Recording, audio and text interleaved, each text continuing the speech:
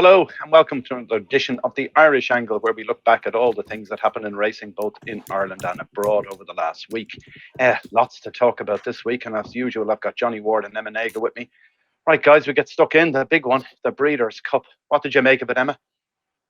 It's a brilliant 2 days of racing. It's probably one of my favorite weekends of the year, to be honest. Especially with Down a While on as well. It's just kind of wall to wall, and then the Charlie Hall over in the UK as well. It's a great way to kind of watch racing there on a Friday evening, Saturday evening when it's dark and cold outside. You can kind of settle in and watch really, really just, I suppose, the Irish representation on Friday kind of got you big into the mood of it. Colin Keane and Ger Lyons getting that win early on the board. I think it was the first race with Irish representation, and we had first and second. So great way to kick it off. But I suppose all the build up was going towards City of Troy, which ultimately was a disappointment, but still was a great buzz around the weekend. It's what I really enjoy. Yeah, we'll get back to City of Troy in a minute. But Johnny, what about you? From a punting perspective, it's horrific, isn't it? Yeah, it's tough. I was kind of making the case, I thought, nearly to my mates on Saturday night, the City of Troy on the exchanges anyway was becoming a backable price, and that was a terrible call. Didn't get involved, to be honest. I don't know, through restrictions and all of that at the moment, I'm not actually betting that much, so I'm kind of being fairly sporadic with my bets, and I didn't get involved in the Breeders' Cup. But like Emma says, I think it's a brilliant spectacle. The TV coverage of it is very American-like, but I think the Americans do sport really well, if not politics anyway, but they do sport very well, and the racing, the whole build-up to it, and the razzmatazz and all the different kind of angles that they have to it, and the drone footage, I thought it was brilliant to watch. Really, really good TV. But I think Aidan O'Brien became the joint winning most trainer at the meet, but the defining image would be the first couple of seconds of City of Troy's race, I think.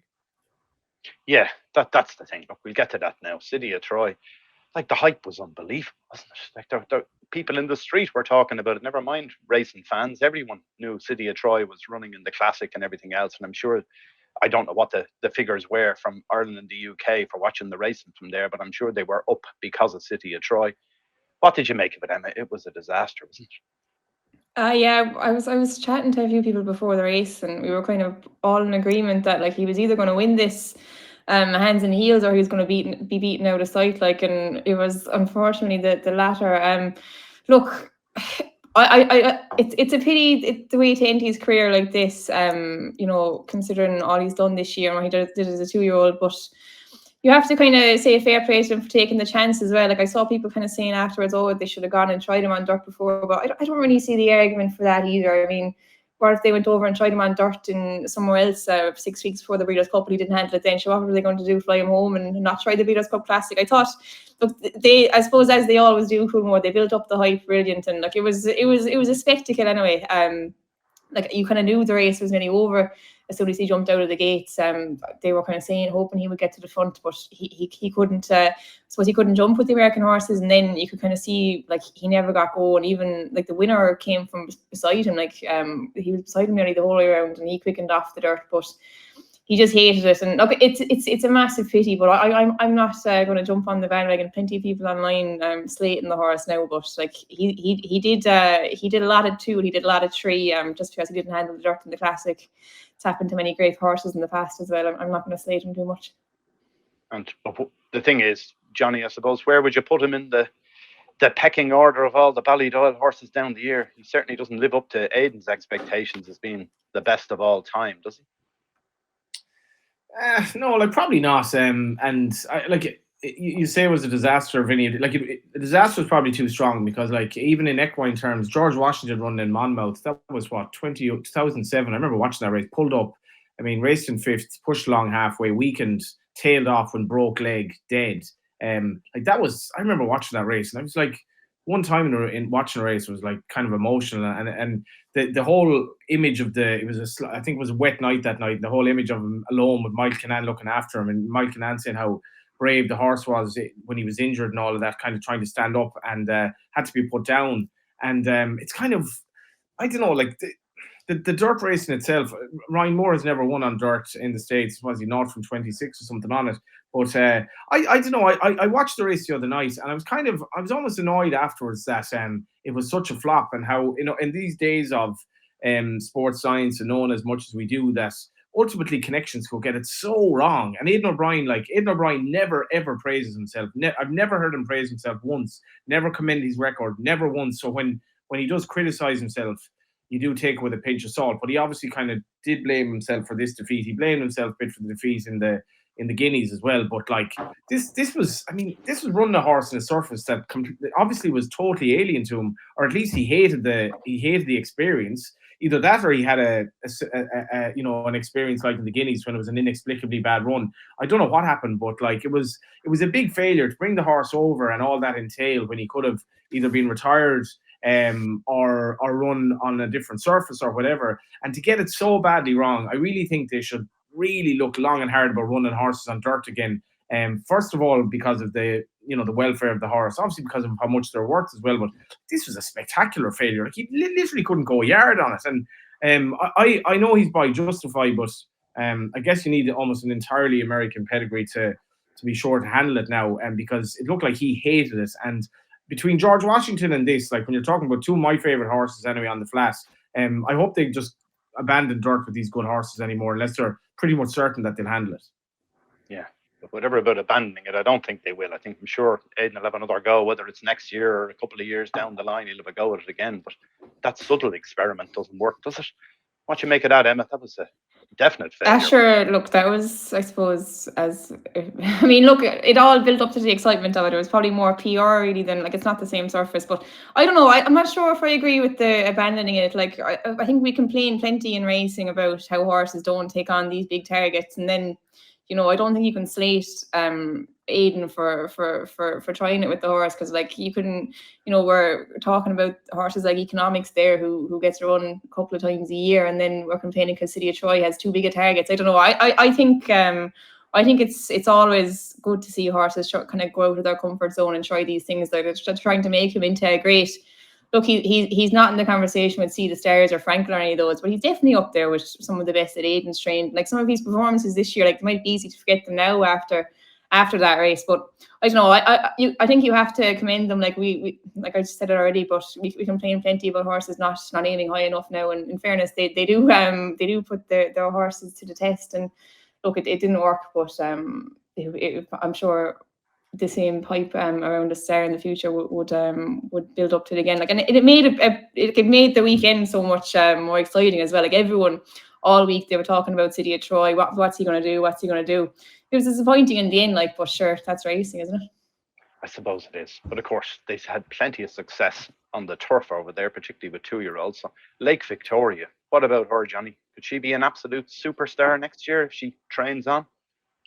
Yeah, she's just been exemplary, and I kind of just on that. I echo what Emma says. Like I kind of lauded them for trying it, and I sort of loved the fact it was really building up to the race. I can't figure out how they got it so badly wrong when he clearly just didn't handle the surface at all. Like, and I just kind of feel even after working him on it or that they should have some feeling for that. But it is what it is. As for Lake Victoria, that was a mad race, and the Coolmore were insistent that during the redevelopment of through the redevelopment of the Curragh, all of the good races would, as far as I was concerned, they were insistent that all the good races would still take place there, even though it was like basically like a working site, and because they love how fair the Curragh is. And you go to a track like Delmar at the weekend, and like Ryan Moore is, you never see him rush a horse up like that in races here, or very rarely, to be so vigorous early in the race. And then end up like being mid-division, and then end up being badly snatched up in a 2-year-old race. Like it kind of goes to show how it's almost electric to watch. But it's far from like the fair test that they want for their horses. Like this is Leopardstown on absolute steroids. These tracks, how difficult they are, and a lot was said about how good the ride that Ryan gave it afterwards. I don't really agree with that. I think like Ryan is probably rarely rides in situations like that where he's riding a hot favourite that gets into a terrible position, but they went ridiculously fast. So if they had steadied up front and he was caught where he was, which is possible, it might have been much tougher. So he basically said, well, I'm not going the pace here, and I'm sitting and suffering as it is. Then he was able to manoeuvre around, and that's where his kind of good jockeyship came in. But I think it was more that the horse was that good and that they went so hard up front. But like the way she's been campaigned, she's been really hard campaigned in the latter half of the season, and it's been brilliant to see like she is bifrancal, and she's looked tricky in the finish of her races, but very strong in the finish of her races. And I actually can't wait to see her as a 3-year-old. And it was brilliant to see her just career on by them after all the trouble that she'd met. Yeah, and she's won Group 1s in 3 different countries at 6 furlongs, 7 furlongs, a mile, all on different ground as well. What do you think, Emma? Could she be a star? Yeah, she was class, wasn't she? Yeah, like the 3 different countries, 3 different trips, like to go from 6 furlongs to a mile in the space of 3 runs, all in Group 1 company, like it's fair going. And it's not something they normally do. Like she was favoured for the Guineas before she went to America. Like normally, I know they have massive success with the juveniles in America, but normally they don't really send the Guineas horses for next year over.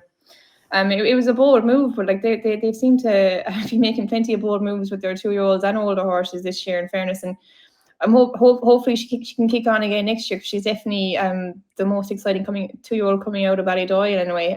Henry Matiste obviously won as well. His race was a bit scrappier, but yeah, Lake Victoria's probably the big kind of wow material over the weekend, wasn't she? Yeah, well, moving away from the Breeders' Cup, then we'll go back to the domestic stuff. So we'd start off maybe with the flat, which finished up, the flat season finished up at the Curry yesterday. Dylan Brown McMonigal having a treble. He finished third in the Jockeys Championship. Of course, Colin Keane flew back from Del Mar to collect his trophy, 5th in a row, 6th in all, I think, for him, 103 winners in the season. What about that, Johnny? The end of the flat season and the champions being crowned?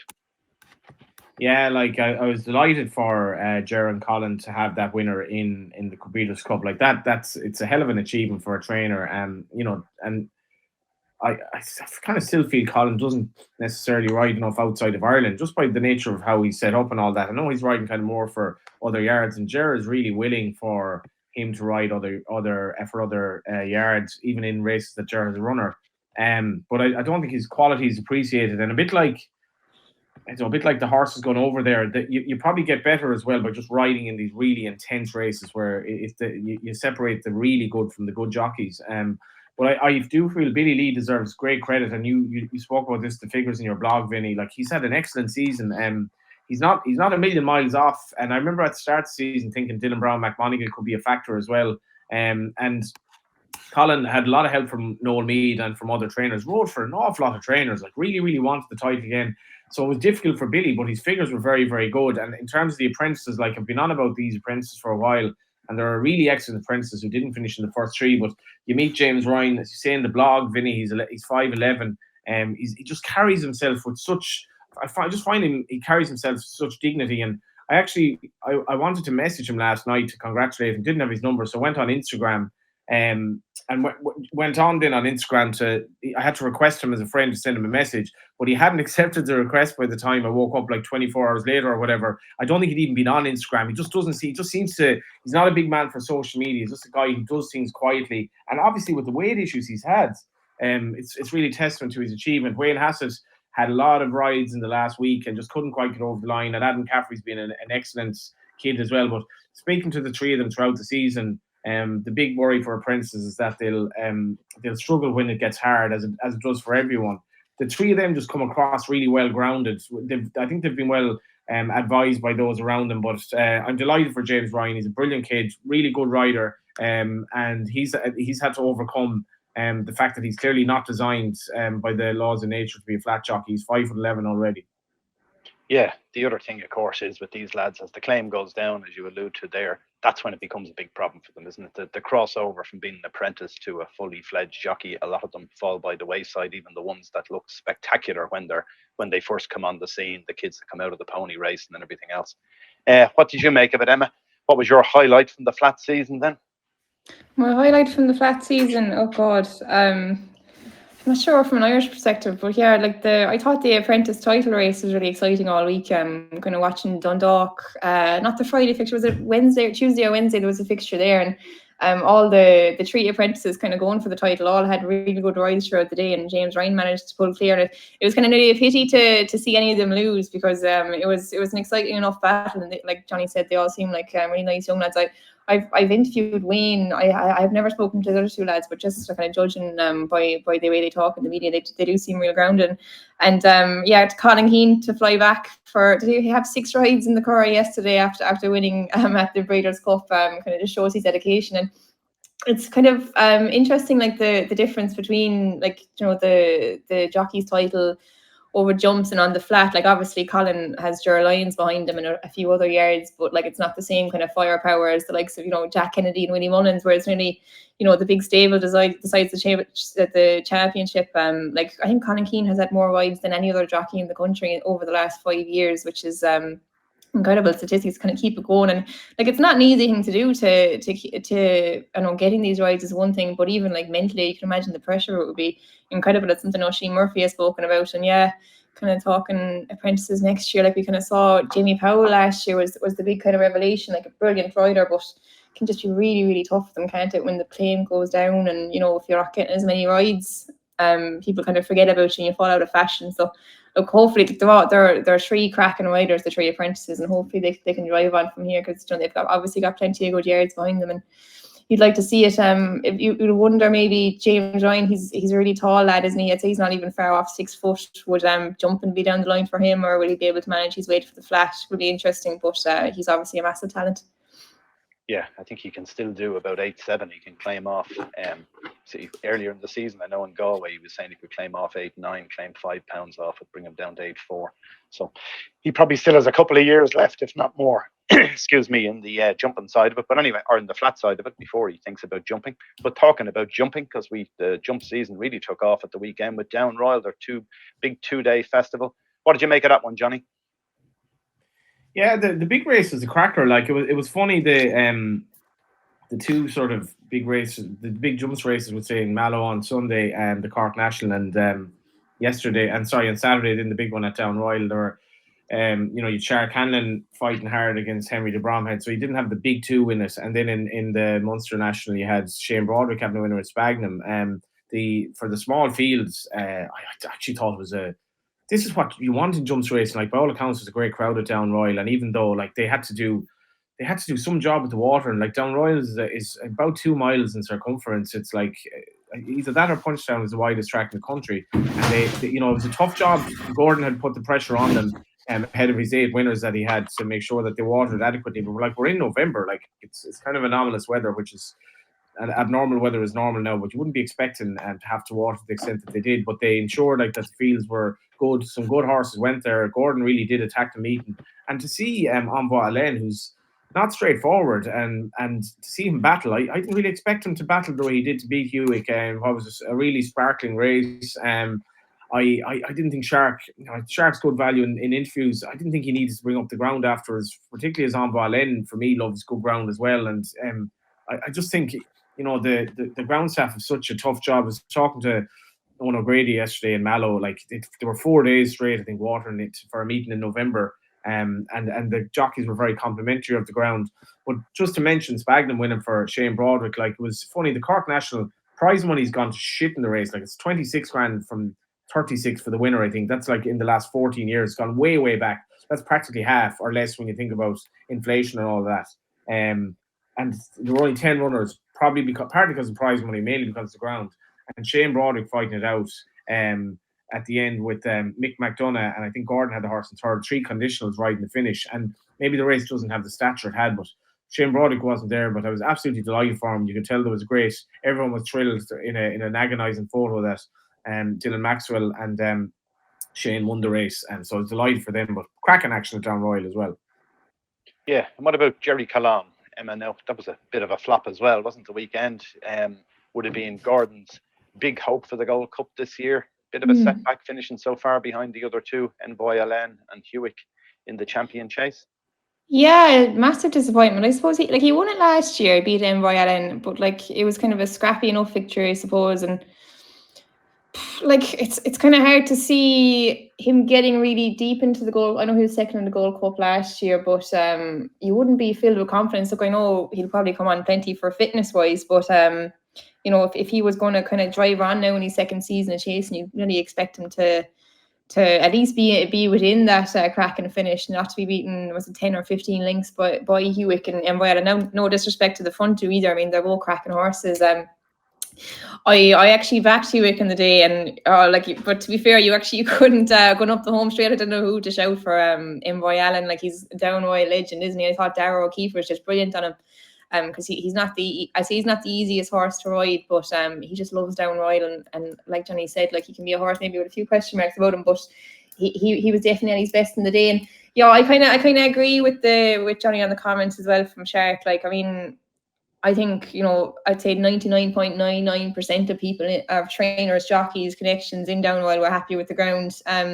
It kind of seemed a little bit like sour grapes, which is a bit of a pity, because like it was a cracking race, and like Hewick, I can't imagine him running any better no matter what the ground was like. I mean, it was probably one of his best performances to date. Like, he travelled, jumped, like, I'm not sure how you can take any issue with the ground there, and they were making it safe, and it is November. Like, I know you want to leave it as natural as possible, but like if they hadn't watered it as much as they had, like, we wouldn't have seen the likes of, all of Gordon Stars out and a few other big horses as well. So I thought those comments were totally unnecessary, to be honest. Like, the ground staff have a job to do, and I'd say they did it fairly well on the day, and like they kind of allowed us to see like the likes of even Brighter Days Ahead as well. She was another big one, I suppose, we haven't spoken much about, and I thought it was interesting. Gordon saying, like, I was actually surprised she was staying over hurdles this year. I thought she would have been nearly odds on to go chasing, but staying hurdling. And I thought the comments after she won, like, it was a big performance to beat Day Longlegs. Like, he looked well in enough at the weights, I suppose,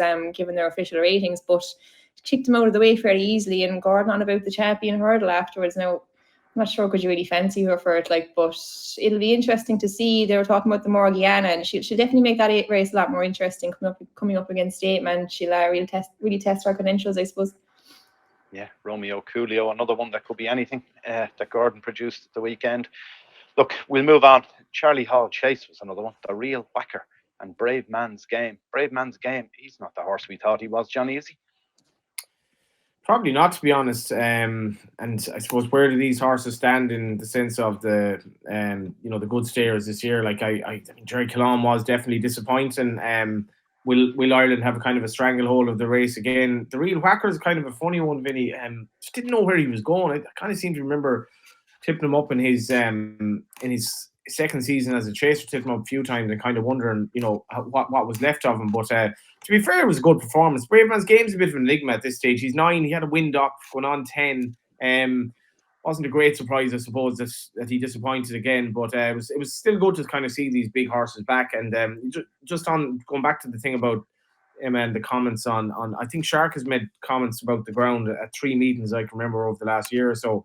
And I would stand by connections of horses who genuinely want good summer ground. I do feel at times like they're at a bit of a loss in Ireland, because there's such an emphasis on the ground being safe that if you actually have a horse that wants good to firm, which they should be able to get in the summer, oftentimes it's just overwatered. But this was November. Like, this was actually November. So, and it was Jay and Wine Day. So, so for me, I think Down Royal are on the side of the right thing. I would agree with you. Yeah, and I do actually think that Hewick probably ran his best race he's ever run. So I don't see what the problem is. But look, when horses are beaten, people tend to complain about something or find an excuse somewhere. So I think that's more what Shark was clinging on to than anything else. A few other things from last week. One of them was interesting in its way. Is Kieran Fallon young Kieran Fallon, that is, had a huge winner in Australia. He won a race called the Golden Eagle, worth $10 million altogether. He gets $2.5 million to the winner on a horse called Lake Forest. But there was a steward's inquiry into it. He interfered with the second horse in the closing stage as he cut across him. He got fined $100,000, gets a 1-month suspension, but keeps the race. What do you make of that, Emma, after we had the Cesarewitch stuff only a few weeks ago, all the mess around that, where Jamie Powell ended up losing the race over his whip? But here's one here. It's like, I find it difficult to equate the fact that if by the steward's decision that it was such an offence that it involved $100,000 fine and a 1-month suspension, surely it was nearly enough to disqualify the horse at that stage, was it? I didn't actually see the race, to be honest with you, Vincent. Yeah, look, I suppose it's a different situation. I'm not totally familiar with the Australian rules in relation to interference either, so can't comment on it too much. But look, I'd be kind of the mind, and look, plenty of people will probably disagree. I'm not sure if this is right or wrong, but like I think, if a jockey causes interference, goes over with the whip, why should it be the trainer and owner who gets punished with a disqualification? If you're going to slap a jockey with a big fine, you can be fairly sure they'll be thinking about not doing it again. And and the trainer and the owner don't get punished for that. Look, I know in the case of interference might be a bit different to the whip. Maybe if I'm not sure, was it the second or third horse was interfered with, but I suppose the situation would have to be. I didn't actually see the race now, but I would agree. I think disqualifying horses for the likes of whip and possibly interference as well, depending on it, is a bit harsh, because you're kind of punishing people who didn't really have much say in what was going on in that couple of seconds in the race. So yeah, look, I'd have to watch it back, but yeah, it's a big fine. I'm sure he won't do it again. Yeah, and of course we've more. We're going to have more from Australia now at 4:00 tomorrow morning when we have the Melbourne Cup coming up. Johnny, any bets in that? Any thoughts about the Irish in it? Those who are left, of course. No, I suppose I kind of hope Willie wins it, in the sense of it's been an ambition of his. Dermot Weld has really made it a race at the Irish Target, and Joseph O'Brien winning it with the 3-year-old. I think the race has probably been a bit overshadowed by Jan Bruegel and all of that, and the the definition of what sort of danger a horse might be under or not. But I think Willie's a very good hand, to be fair, with the two horses, and this has been their plan for a long time. Good to firm. Not a race that floats my boat, to be honest, like others. I wouldn't get up for it. I'd watch it back the following morning. But best of luck to the Irish there. Yeah, you with a young son as well. You definitely won't be getting up unless he's awake looking for a feed, I'd imagine, at 4 in the morning. What about you, Emma? Will you have a bet in it? Is Vauban a good thing? I probably won't. Last year. Yeah. I probably won't bother either, to be honest. It's not really, it wouldn't be a massive one on my calendar either. And I actually was having this chat with Paddy Flood on Friday evening about the race, how the difference, the problems with European runners and stuff. And to be honest, if there was an Irish horse in the race, I wouldn't even watch the replay of it. I'd have absolutely no interest in it whatsoever. It's, it's a staying handicap. We have them kind of every weekend here. So yeah, look, the Irish interest obviously adds to it, but I probably won't get up either. Fair enough, yeah. Johnny, one last thing here, just about things that happened last week, is sad news about the passing of Alistair Down, who was a serious journalist and broadcaster back in the day, and also Captain Con Power. I don't know whether you'd remember him, Puppy Power's father. He was fantastic back in the day as well, in the equestrian era, where they won, 3 Aga Khan Cups in a row for Ireland. Yeah, it was a very sad week, and Kate O'Sullivan passing away as well, who would have worked with HRI, and she was buried during the week. She would have worked with HRI, Leopardstown and Fairyhouse. Massive loss to everyone who knew her. And then Alistair's passing. I saw an image of him. I think it was like at the races, had an image of him up on Instagram or something. I just glanced at it and didn't think anything of it, because it was only last week they were unveiling the press room to him in Cheltenham, and I was conscious that Alistair had been he'd been drinking a lot, like in recent years, as alluded to in the obituary in David Ashford in the Racing Post, and it had kind of gotten the better of him. He had a lot of hardship in his life, but I felt actually he looked, from the photos, he looked quite well at Cheltenham. So I was actually shocked that, like, at 68, and when I was getting into Cheltenham 20 odd years ago, Alistair would have been part of that iconic team with John Frankham and John McCrearick, and but Alistair is kind of like, Frankham was brilliant, I thought, and John McCrearick was kind of Marmite, but I still thought he was excellent at his job.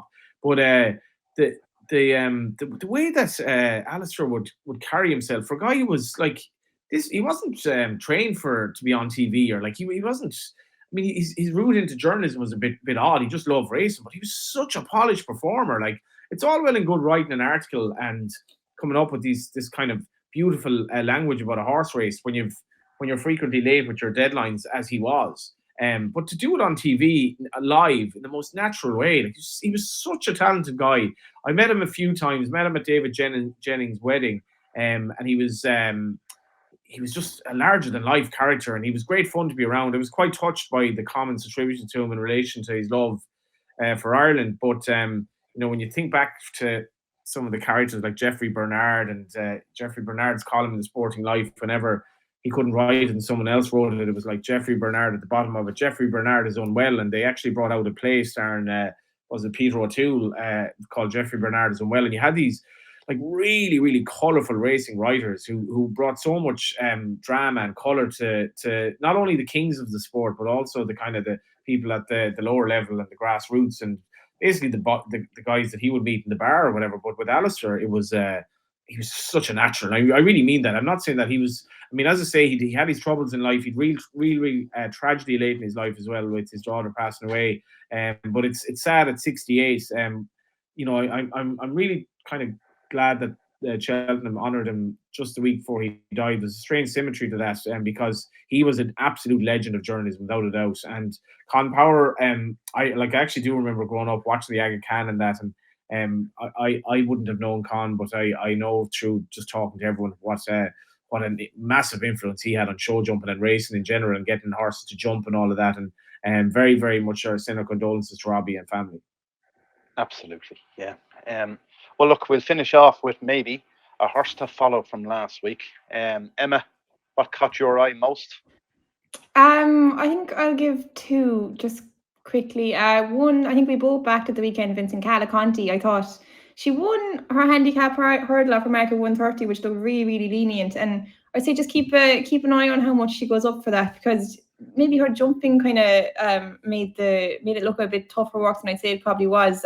She didn't go up too much. I'd say like off her mark of, if she went up 7 or 8 pounds, she should still be able to win off that. I'd say even coming on for fitness wise, like she was almost a grade 1 juvenile hurdler last year. She's got form with the likes of Nürburgring and Carghazy, so she looked she looked wailing at the weekend, but she might even be able to get to notch another handicap before they start catching up to her, I'd say. And one more, Gorgeous Tom is one I've been a fan of him for a while. He was in one of my horses to follow for the year, and he ran in Cork yesterday. He was coming back after falling in Tipperary, but I was just really impressed with his jumping. Like, the fall didn't take any knockout of his confidence at all. He looks like a good horse, and he could probably be one for that. When they changed the turners to handicap this year in Cheltenham, he could probably be a real candidate for that, I'd say. He looks a real good 2.5 miler, and he might be one of the only novices who will like that change to the handicap in Cheltenham this year, because he's one I like as well. Very good, yeah. Like Calaconte myself, be interested to see what the handicapper does, because they definitely made a mistake with the initial mark of 130. Another one I just noticed from last weekend, the one in the Curry yesterday, Rhythm King. We talked about that last week. Mark Fahey, the horse with 3 duck eggs, who landed a gamble in Galway the previous week, up 10 pounds, goes and wins again in the Curry at 14 to 1. Going mad, I missed that. Anyway, I'll give you one that caught my eye in a big way, I have to say. It was in, where were we looking at? We were looking at Dundalk on Friday night. First race, Danny Murphy, perfect pacemaker, a 2-year-old. This looked a reasonably good maiden for the time of year. There were horses in it rated 84, 78, I think a couple of them, another 76. This blew them away, ran unbelievably green, but hacked up. One pulling up in the finish, so that's one to watch wherever it goes. I know Danny Murphy's talking about it. There's a for sale sticker on the backside of it after the other day, but it looks a real talented sprinter, basically. But one to watch out for. Johnny, what about you? That was a hell of a performance. I was watching that race at home, Vinny, and Jesus, horses just don't do that at Dundalk anymore. The horse was, from the position it was in, let alone over the trip and to come through horses, it was a very good performance. And Danny, and just wishing Martin and Danny all the best. Well, Martin is a guy who's, I think we all love in HRI as well. So he's an encyclopedia of Irish racing. Martin and Danny's, there's some family of horsemen, because Danny's done brilliantly since he came to Ireland. That double at Dundalk as well was something else. The horse I'm going to give, actually, I was called Captain Hindsight by one of my mates at the weekend after giving out about City of Troy after the race, considering I thought he might handle the dirt. But the horse of Noel Meads, Blue Mosta, won the Mayor's Maiden Hurdle yesterday. I don't know how this horse was sent off 15-2 in hindsight, considering the way it did it. So I don't know. Like I was saying before the race, I felt that the favourite who runs the Queen, like, she looked a bit of a good thing. She won a listed bumper at Goran. It was her 5th bumper run, but it was a very hot bumper at Goran, and she ran away with it. Really good pedigree. She was probably a bit keen and sort of stopped to nothing from the third last, but Blue Mosque for Noel Mead by Berkshire, who's had he's a horse by Mount Nelson, who's had the odd national hunter horse, but kind of a bit of an unknown. Had won a 4-year-old bumper in Ace. It absolutely bolted up, and this horse that was second had very good flat form, and this horse I think this horse is going to be very likely running at Cheltenham in March for Noel Mead, and could have a live chance in something like the Mayor's Novice. She'd be versatile regarding trip, 2.5, 2 miles. I don't think it bother her. I was really, really taken with this performance. Like, the way she absolutely travelled all over the favourite from the third last under Sam. And Sam's had an unbelievable weekend. He's another of these guys who's just very well brought up, who never really shouts from the rooftops, just gets on with his job. He's having a great season in the absence of Jack Kennedy injured at the moment. But this blue mask for Noel was I thought was exceptionally good in the maiden hurdle. Yeah, Jack Kennedy suspended at the moment, as far as I know, is he, rather than injured? Yeah. But anyway, yeah, Noel Meade, you pick one of his out. He's having a purple patch at the moment. I'd definitely be keeping an eye on any of his runners at the minute over the next few weeks as the jump season really kicks into top gear. Well, look, thanks for watching. That's all from us for this week. But do subscribe to our channel if you haven't already. We've got 3 more shows coming out this week. Emma has a lovely piece coming out tomorrow in the Race Apprentice Centre, looking at how these young jockeys get put through the paces. So that's a very interesting piece. I've had a preview of that already, and it looks well worth having a look at. And then there'll also be Emma's Eye Catchers on Thursday, and we'll have a form scan show out Friday. So do subscribe to our channel and make sure you gamble responsibly. Thanks for watching. Bye for now.